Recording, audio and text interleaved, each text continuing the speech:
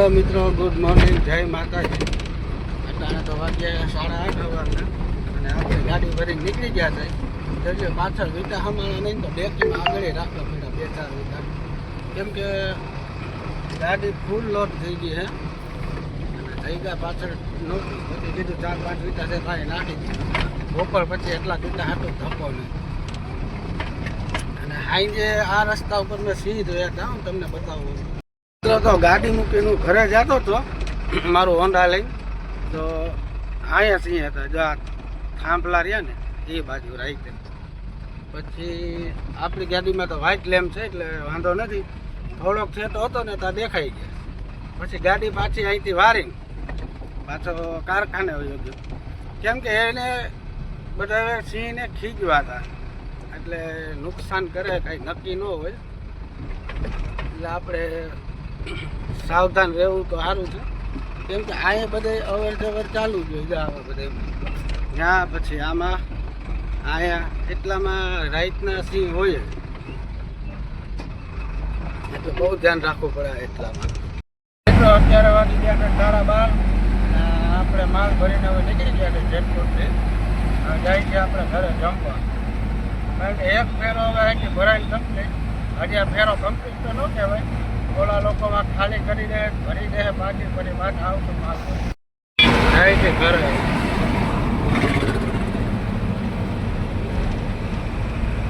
Single પટ્ટીના રોડમાં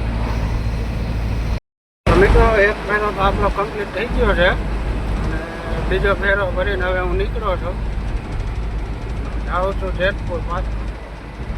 હવે આ ફેરો પાછો ખાલી કરીને ભરીને પાછા સાંજે 8-9 વાગે ઘરે. કેમ કે 1 વાગે તો મિત્રો હું પહોંચી ગયો હતો. પછી 1 વાગે જઈને સુઈ ગયો. 4 વાગે આવ્યો. પછી આપણે ગાડી ભરાવી આ જેતલસર ચોકડી. આ જેતપુર અંદર જાય, કેમ કે આ ચોકડીએ મિત્રો બહુ જ ધ્યાન રાખવું પડે કે આપણે આમથી આવતા જેતપુર બાજુથી કે અથવા જુનાગઢ બાજુથી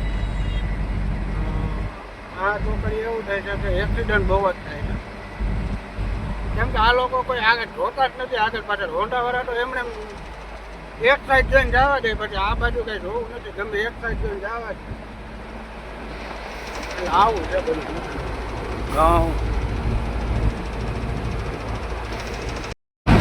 એક ફેરો તો આપણે કમ્પ્લીટ થઈ ગયો છે. હવે બીજો થાય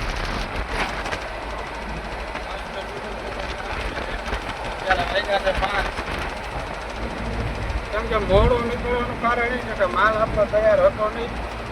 માલ તૈયાર થાય પછી જ જવાનું થાય ને. ત્યાં સુધી ખાલી ગાડી લઈને તો જવાનું. જોઈ દેવે રાખ્યા કેટલા વાગ્યા આવે તો ત્યારે વાગ્યા હતા રાતના 8:30 અને હવે આપણે ગાડી લઈને નીકળી ગયા છે. કેમ કે આજે આપણી ગાડી આજે વહેલા ભરાઈ ગઈ, કાલે વહેલા ભરાઈ ગઈ હતી. કેમ કે બીજી ગાડી ન હોય ને તો આપણે ફટાફટ ભરાઈ ગઈ. બીજી ગાડી આવી જાય તો વળી લેટ થાય. જોઈ લો આ રોંગ સાઈડ. પછી અમારા મોટી ગાડીવાળાનો વાંક કાઢે, કારણ કે 2-4 વાર મારી ઉપર એવું બન્યું છે. જોઈ લો રાઈટનું કાંઈક હોટલો આવી હોય,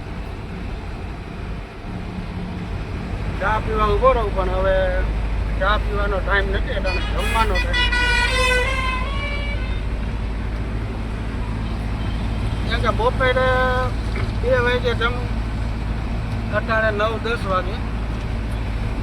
એટલે બધું સેટિંગ હાઈલા કરે. પાછું આમાં મારા કામે કરવું પડે, ભેગું કામે કરવું, પોટલા ભરાવું, ખાલી કરાવું, એવું બધું. થાકે બહુ લાગે છે, પણ શું કરવું હવે. કામ તો કરવું તો એના વગર તો કંઈ છે નહીં. હાલો મિત્રો, જય માતાજી.